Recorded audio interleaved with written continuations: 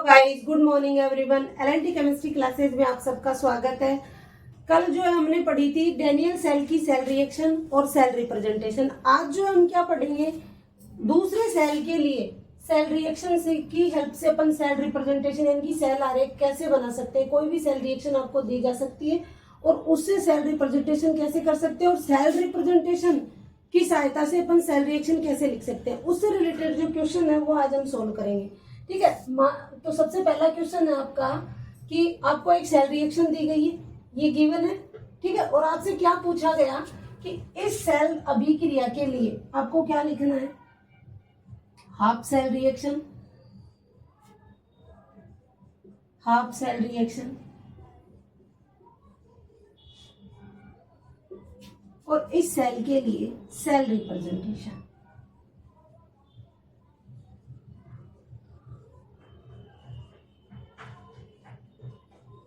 ठीक है, एक सेल अभिक्रिया दी गई और आपसे दो क्वेश्चन पूछे गए।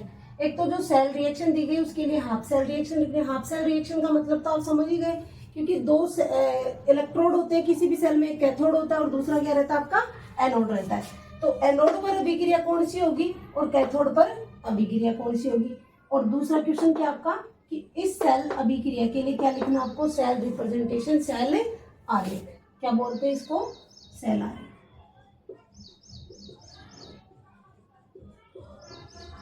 ठीक है, तो अपन एक एक करके दोनों क्वेश्चन को सॉल्व करते हैं इसकी हेल्प से। अब देखो आप इसको सॉल्व कैसे करोगे, कैसे इसकी हाफ सेल रिएक्शन लिखोगे। दोनों क्वेश्चनों को सॉल्व करने से पहले अपने को क्या चीज पता होनी चाहिए कि हमें ये पता होना चाहिए कि इसमें कहाँ किसका तो ऑक्सीकरण हो रहा है और किसका क्या हो रहा है, अपचयन। यानी कौन तो एनोड का काम कर रहा है और कौन कैथोड का काम कर रहा है। तो सबसे पहले तो पहचानो आप इसमें से, देखो Fe किसमें चेंज हो रहा है, Fe+2 में। एक चीज ध्यान रखना, ऑक्सीडेशन स्टेट का पता कैसे लगाओगे, जो भी मेटल होती है अपनी ओरिजिनल स्टेट में होती है तब उसकी ऑक्सीकरण अवस्था हमेशा कितनी मानी जाती है, 0। कितनी मानी जाएगी, 0। ऐसे ही यहाँ पर Ag की ऑक्सीकरण अवस्था भी कितनी है, 0। यहाँ पर दिख ही रहा है आपको कितनी है, +1, और यहाँ पर कितनी है, +2। ठीक है, अब देखो Fe का ऑक्सीकरण अंक क्या हो रहा है, बढ़ रहा है, 0 से किस में जा रहा है, वो +2 में। और ऑक्सीकरण अवस्था का बढ़ना यानी ऑक्सीकरण अंक में जो वृद्धि है वो किसको डिनोट करती है, आपके किसको बताती है, वो ऑक्सीडेशन को। ऑक्सीकरण अंक में वृद्धि किसकी बात करती है, ऑक्सीकरण।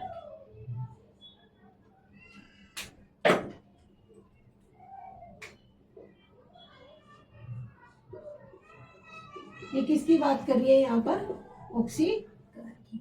यानी कि ऑक्सीकरण किसका हो रहा है, Fe से Fe+2 में। तो ये क्या हुआ आपका, एनोड। किसका काम करेगा ये, एनोड का, क्योंकि ऑक्सीकरण हमेशा किस पे होता है, एनोड। दूसरा देखो Ag+ जो है वो किस में चेंज हो रहा है, Ag के अंदर। यहाँ पर ऑक्सीकरण अंक में वृद्धि हो रही है या कमी, कमी हो रही है। और ऑक्सीकरण अंक में कमी होना क्या कहलाता है, अपचयन। यानी कि यहाँ पर क्या हो रहा है आपका, अपचयन। और अपचयन कहां पर होता है, कैथोड। ठीक है, अब हमें क्या पता लग गया, कैथोड का पता लग गया और एनोड का पता लग गया। इसकी हेल्प से हम क्या लिखेंगे, हाफ सेल रिएक्शन। तो देखो इधर सबसे पहले देखो Fe किस में चेंज हो रहा है, Fe+2। ठीक, ये दूसरा Ag+ आयन जो है वो किस में चेंज हो रहे हैं,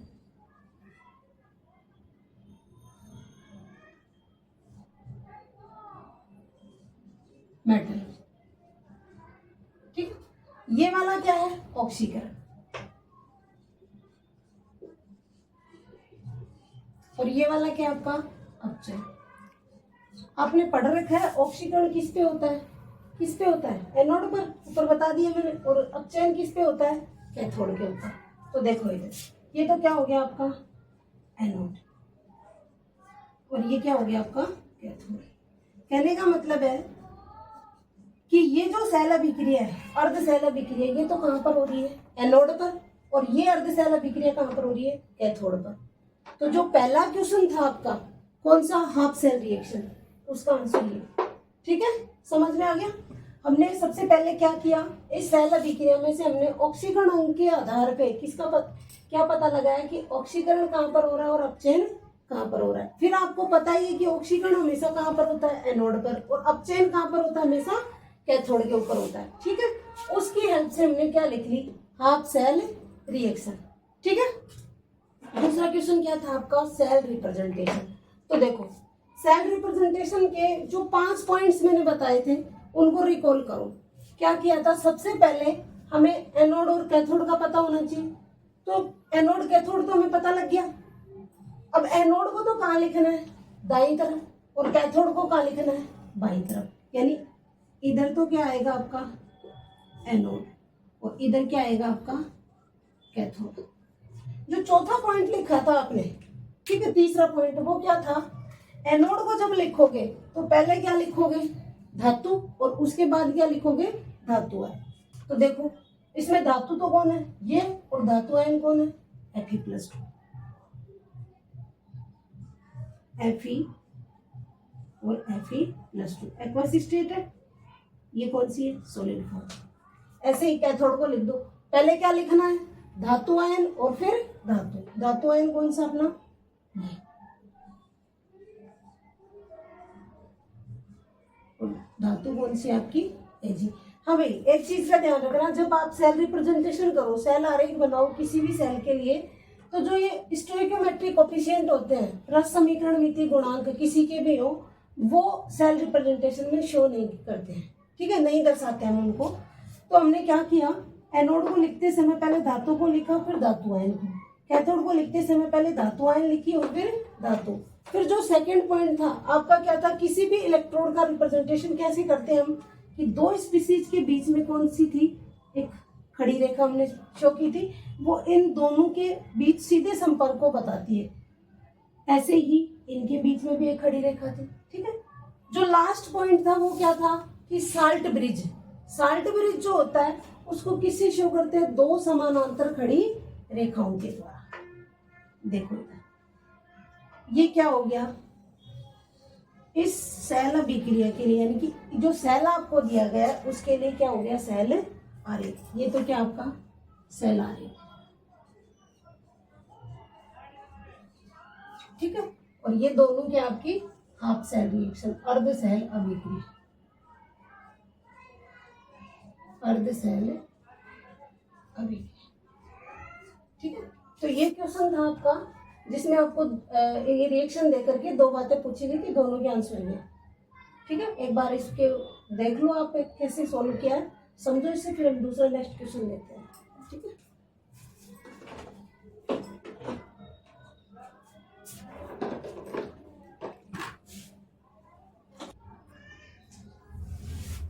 नोट कर लिया आप सबने। ठीक है, अब नेक्स्ट क्वेश्चन लेते हैं।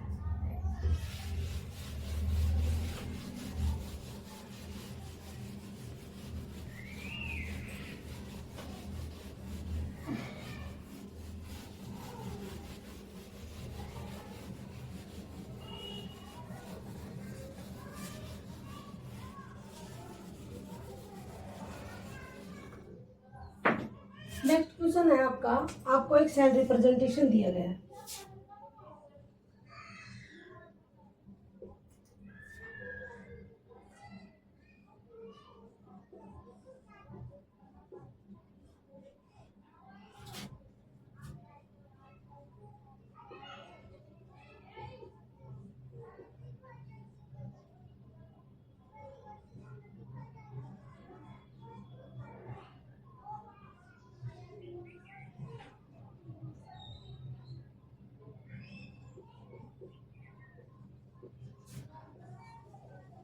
ठीक है, ये आपका सेकंड क्वेश्चन है। आपको एक सेल रिप्रेजेंटेशन दिया गया, इस तरीके से एक सेल आरेख बना रखा है, और आपसे क्या पूछा गया कि इस सेल आरेख की सहायता से आपको क्या करना है, हाफ सेल रिएक्शन,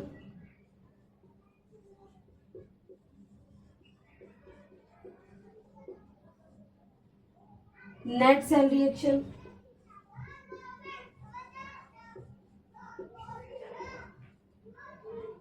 और साथ में आपसे पूछा गया कि कैथोड,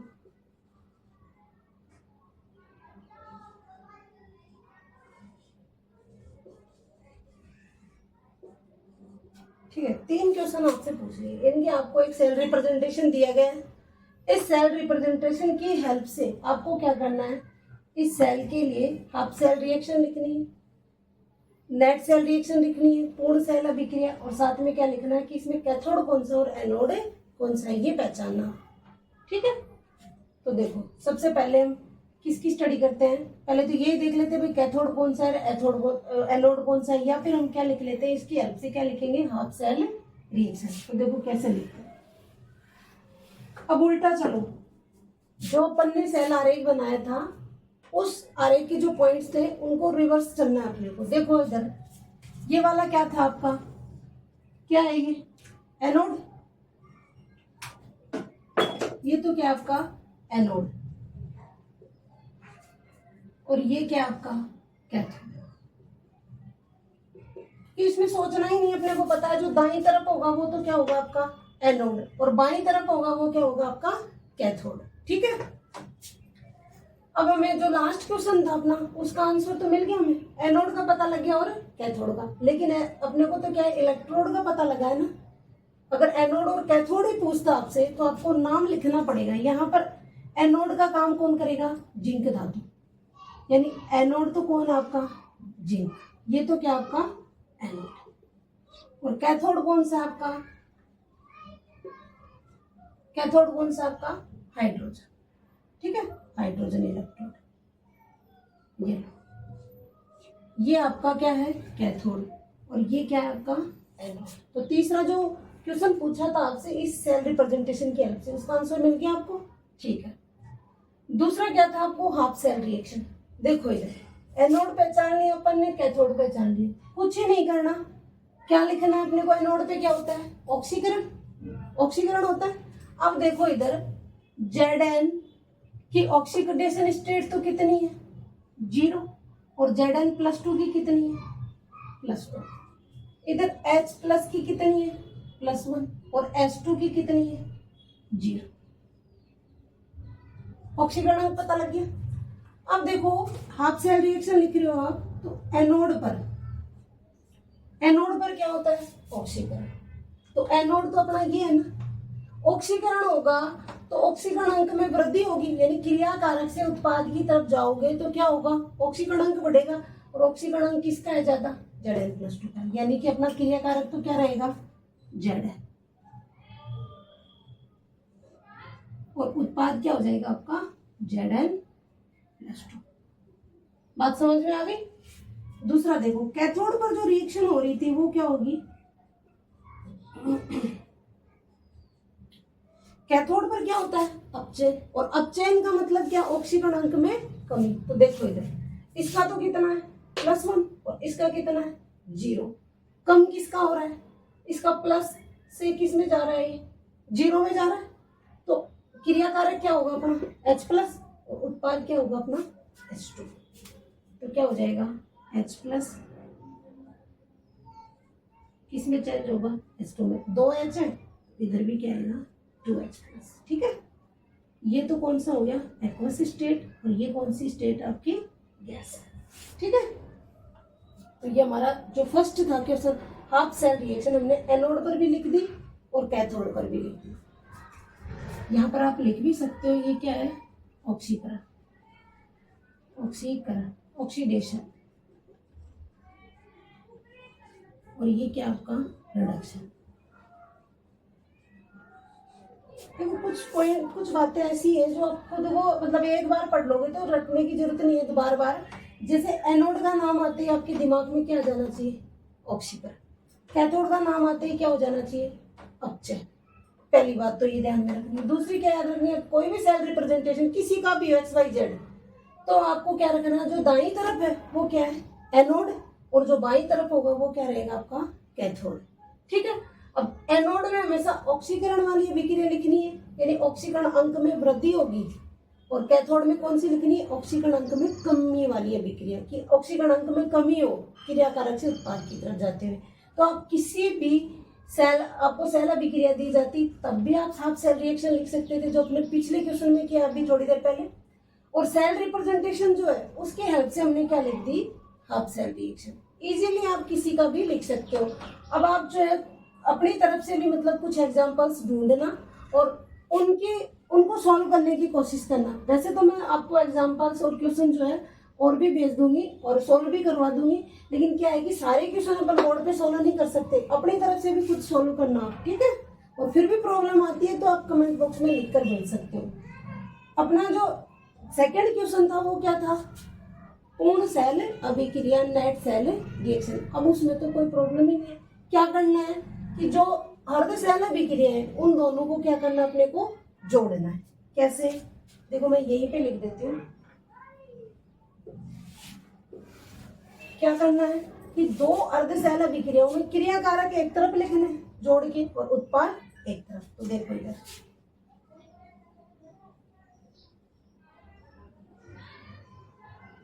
नेट सेल अभिक्रिया क्या हो जाएगी, Zn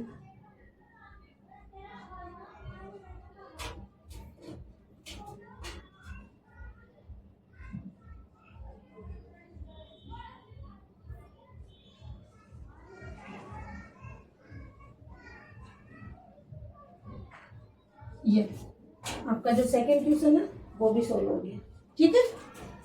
देख लो एक बार।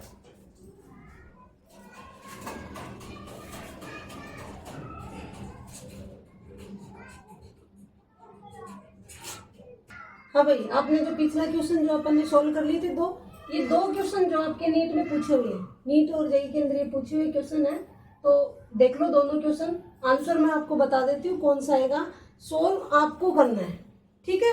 फिर भी नहीं आता तो कल जो नेक्स्ट वीडियो अपन लेकर आएंगे उसमें इन दोनों को सोल्व करवाऊंगी, ठीक है। तरीका जो अपन ने गैल्वेनिक सेल पढ़ा था, ये क्वेश्चन उससे रिलेटेड है, और ये जो अपन ने क्वेश्चन अभी सोल्व किए हैं अभी थोड़ी देर पहले, उससे रिलेटेड क्वेश्चन है।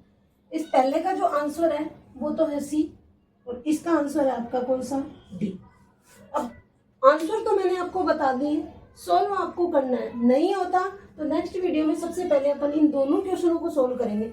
ऐसे ही नए क्वेश्चन जो है अपन और करवाएंगे, फिर भी आप भी अपनी तरफ से जो है ना क्वेश्चन सोल्व करना।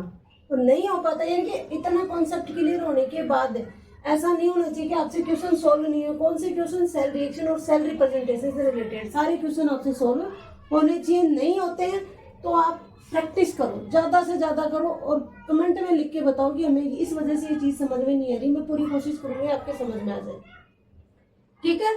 स्क्रीनशॉट ले लो दोनों क्वेश्चन का, फिर जो अपन नेक्स्ट टॉपिक लेते हैं।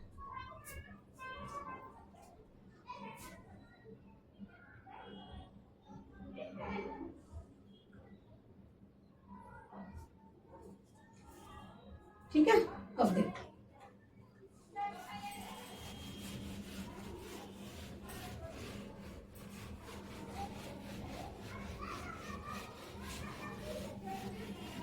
एक लास्ट क्वेश्चन है आज का। वो क्या है कि आपको जैसे कोई भी सेल अभिक्रिया दिखी, जैसे गैल्वेनिक सेल आपने अच्छी तरह से पढ़ रखा है ना, उसी को ले लो आप।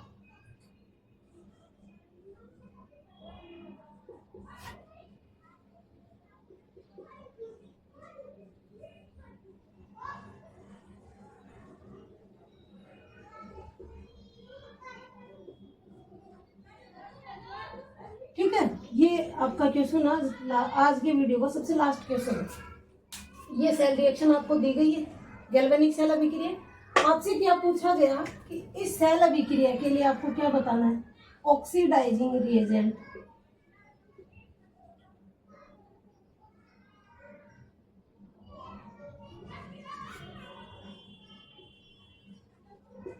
ऑक्सीकारक मतलब, और एक पूछा आपसे रिड्यूसिंग एजेंट।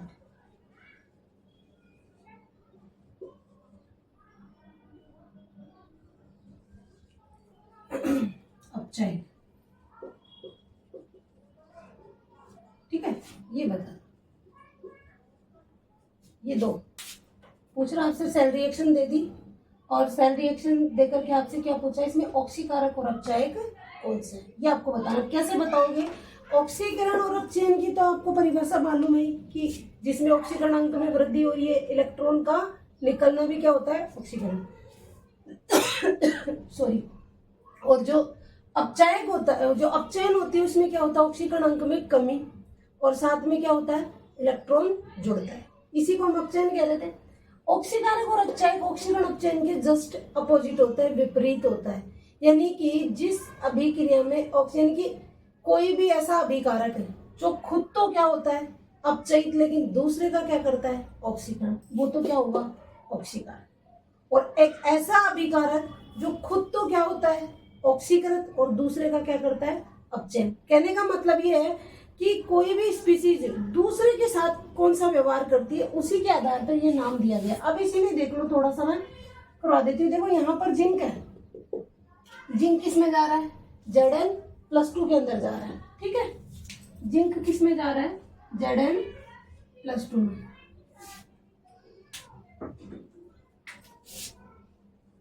ये जा रहा है आपका Zn+2, यानी +2 इसकी है और इसकी कितनी है, 0। यहाँ पर जिंक का क्या हो रहा है, ऑक्सीकरण। जो अपने इलेक्ट्रॉन ये त्याग रहा था जिंक, वो किसको दिए इसने, Cu+2 को दे दिए। Cu+2 को जो इलेक्ट्रॉन दिए, Cu+2 ने क्या किया, एक्सेप्ट किया, और Cu+2 किस में चेंज हो गया, आपके Cu के अंदर। तो इसकी वजह से इसका क्या हुआ, क्या हो रहा है, अपचयन। यानी कि जिंक ने इसका क्या किया, अपचयन, और खुद क्या हुआ, ऑक्सीकरण। दूसरे के लिए क्या कर रहा है, ये दूसरे का क्या कर रहा है, अपचयन। तो जो दूसरे का काम करता है उसी के आधार पर नाम दिया गया। तो यहाँ पर जिंक क्या होगा, आपका अपचयन हो जाएगा। भाई खुद तो क्या हो रहा है, ऑक्सीकृत, दूसरे का क्या कर रहा है, अपचयन, ठीक। Cu+2 को लो आप, Cu+2 क्या कर रहा है, यहाँ पर खुद क्या हो रहा है, अपचयित, खुद क्या हो रहा है, अपचयित, लेकिन इसकी वजह से जिंक क्या हो रहा है, ऑक्सीकृत, यानी जिंक का इसने ऑक्सीकरण किया, तो ये क्या हो गया, ऑक्सीकारक। ये क्या हो गया, ऑक्सीकारक। क्यों? अब आप कहोगे कि इसने तो इलेक्ट्रॉन दिए थे, इसने क्या किया ऐसा। अगर ये लेता ही नहीं, इसने तो 2 इलेक्ट्रॉन दे दिए, ये लेता ही नहीं, तो ये ऑक्सीकृत कहां से होता, कहां से होता बताओ। अगर ये एक्सेप्ट ही नहीं करता तो इसका अपचयन नहीं होता, तो ये खुद ऑक्सीकृत भी तो नहीं हो पाता। इसने लिया तभी तो इसने दिया, और इसने दिया तभी इसी ने लिया। यानी कि कहने का मतलब है कि जैसे जिंक ने Cu+2 के साथ कौन सा व्यवहार दर्शाया, कौन सा व्यवहार दर्शाया Cu+2 के साथ, अपचयन वाला। तो यहाँ पर ये तो हो गया अपचय। और Cu+2 ने जिंक के साथ कौन सा व्यवहार किया, क्या किया, इसका ऑक्सीकरण। तो ये क्या हो गया, ऑक्सीकरण। समझ में आ गया। अपनी तरफ से इनको सोल्व करना, और भी क्वेश्चन लेकर के सोल्व करना, और फिर जो है नेक्स्ट वीडियो के अंदर अपन और भी क्वेश्चन करेंगे। आज अपन जो है नेक्स्ट टॉपिक लेते हैं, साल्ट ब्रिज, ठीक है। इसका स्क्रीनशॉट ले लो। ये तो क्या आपका, यहाँ पर तो क्या हो रहा है, ऑक्सीकरण, और इसका क्या हो रहा है, अच्छा। मैंने आपको जो है क्वेश्चन सोल्व करके यानी बता दिया है, लिखना आपको, सोल्व करके नहीं आता तो फिर कल करवा देंगे, ठीक है। स्क्रीनशॉट ले लो।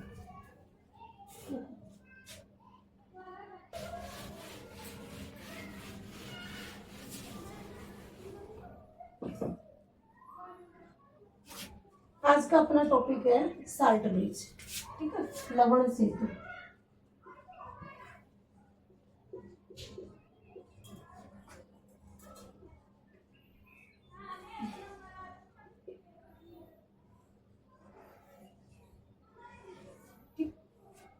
देखो लवण सेतु क्या था, जो गैल्वेनिक सेल आपने पढ़ा था, उसमें हमने क्या लिखा था, एक उल्टे यू आकार की नली दर्शाई थी, इस तरीके से दोनों पात्रों को जोड़ के रखा था, दोनों विलेनों को, ठीक है। तो जो साल्ट ब्रिज होता है आपका, क्या होता है, यू आकार की कांच की नली,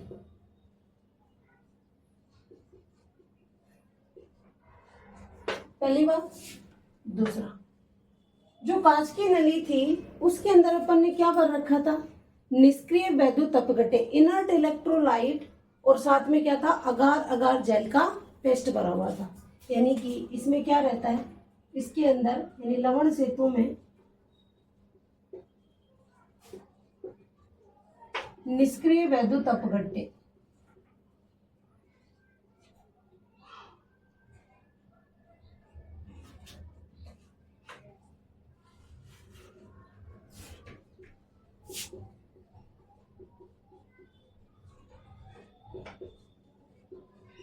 निष्क्रिय विद्युत अपघट्य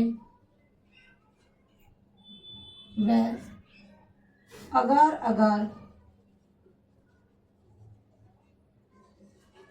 जेल का क्या भरा रहता है, पेस्ट। ठीक है, ये फिल किया हुआ रहता है। दूसरा क्या रहता है इस साल्ट ब्रिज के अंदर, जो अपन निष्क्रिय वैद्युत अपघट्य रहते हैं, इस निष्क्रिय वैद्युत अपघट्य के रूप में अपन क्या काम में लेते हैं यहाँ पर, इसके रूप में या तो हम क्या लेते हैं KNO3 KCl, या फिर हम क्या लेते हैं Na2SO4। यानी इसमें जो वैद्युत अपघट्य अपन ऐसा लेते हैं कि दोनों आयनों की, धनायन की और ऋणायन की जो गतिशीलता होती है वो क्या होती है, लगभग समान होती है। क्या चीज, ऐसा वैद्युत अपघट्य लेते हैं यहाँ पर जिसमें धनायन व ऋणायन दोनों की क्या, आयनिक गतिशीलता, आयनिक गतिशीलता क्या होनी चाहिए, समान। तो अपन ने क्या देखा कि जो लवण सेतु होता है वो यू आकार की कांच की नली होती है। दूसरा, लवण सेतु में अपन क्या करते हैं, इनर्ट इलेक्ट्रोलाइट निष्क्रिय वैद्युत अपघट्य और अगार अगार जेल का पेस्ट लेते हैं। यहाँ पर जो निष्क्रिय वैद्युत अपघट्य था उसके रूप में हम ये काम में लेते हैं potassium nitrate, potassium chloride, sodium sulphate लेते हैं। यानी कि ये वैद्युत अपघट्य ऐसे होते हैं जिनमें धनायन और ऋणायन की जो आयनिक गतिशीलता होती है वो लगभग क्या रहती है, समान रहती है। ठीक है, तो साल्ट ब्रिज के बारे में कुछ पता लगा। ठीक है, एक बार इसको देख लीजिए, स्क्रीनशॉट ले लो, फिर इसके कार्य पढ़ते हैं कि साल्ट ब्रिज करता क्या आखिर सर्किट के अंदर। आपने पढ़ तो रखा है पूरा साल्ट ब्रिज, क्यों ये टॉपिक अगर अलग से आ जाता है तो आप जो उस क्वेश्चन को सोल्व करने में कोई प्रॉब्लम नहीं है, उसके लिए अलग से।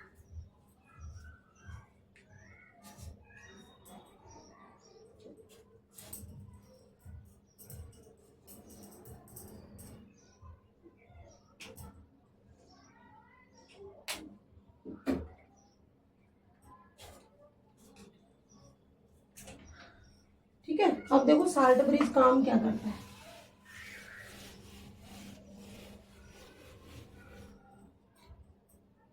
क्या काम करता है वही, उस टेनियन सेल की जो मैकेनिज्म पढ़ी थी उसको रिकॉल करो आप। क्या पढ़ा था अपन ने, साल्ट ब्रिज क्या कर रहा था, एक तो दोनों पात्रों को कनेक्ट कर रहा था एक दूसरे, यानी दोनों वैद्युत अपघट्य के विलयनों के बीच में क्या बना रहा था, कनेक्टिविटी बना रहा था।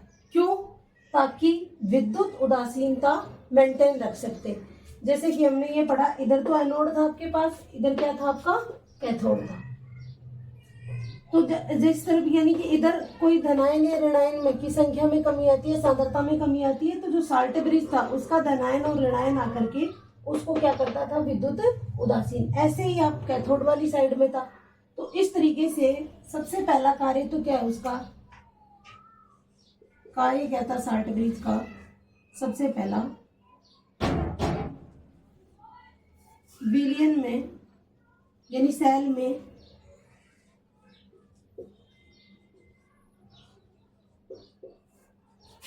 वैद्युत अपघट्य विलयनों के बीच, विद्युत अपघट्य विलयनों के बीच विद्युत उदासीनता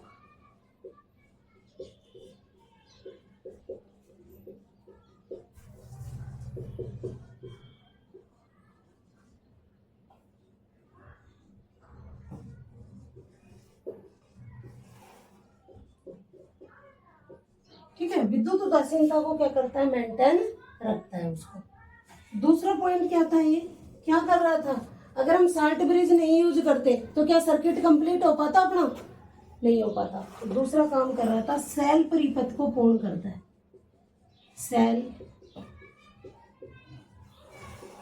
परिपथ को पूर्ण करता है। ठीक है, तो साल्ट ब्रिज जो था क्या कौन कौन से कार्य करता है? एक तो अपना जो सेल था उसमें विद्युत अपघट्य विलयनों के बीच में इलेक्ट्रिकल न्यूट्रलिटी को मेंटेन रखता है, विद्युत उदासीनता को मेंटेन रखता है। दूसरा था कि जो सर्किट था अपना सेल जो था परिपथ, उसको क्या करता है? कंप्लीट करने का कार्य कर रहा था। ये था अपना साल्ट ब्रिज, छोटा सा टॉपिक था। नेक्स्ट वीडियो के अंदर जो हम इलेक्ट्रोड पोटेंशियल के बारे में और जैसे oxidation electrode potential, reduction oxidation reduction potential के बारे में और मानक हाइड्रोजन इलेक्ट्रोड के बारे में स्टडी करेंगे। ठीक है, अगर आपको ये वीडियो अच्छी लगी हो तो इसे लाइक करना, शेयर करना, ताकि आपके साथ साथ और लोगों को भी इसका फायदा मिले। क्योंकि कुछ के क्या प्राइवेट स्कूलों की फीस देने में क्या रहती है? प्रॉब्लम रहती है, तो उनको भी इसका बेनिफिट मिले। और जिन्होंने चैनल को सब्सक्राइब कर रखा है उनको धन्यवाद, और जिन्होंने नहीं कर रखा है वो पहली बार वीडियो देख रहे हैं वो चैनल को सब्सक्राइब करें, साथ में बेल आइकन का बटन है उसको भी प्रेस करें। ठीक है, तो अच्छे से तैयारी करो, नेक्स्ट वीडियो में और भी अच्छी तैयारी जोश के साथ और पढ़ाई करना। तब तक के लिए धन्यवाद।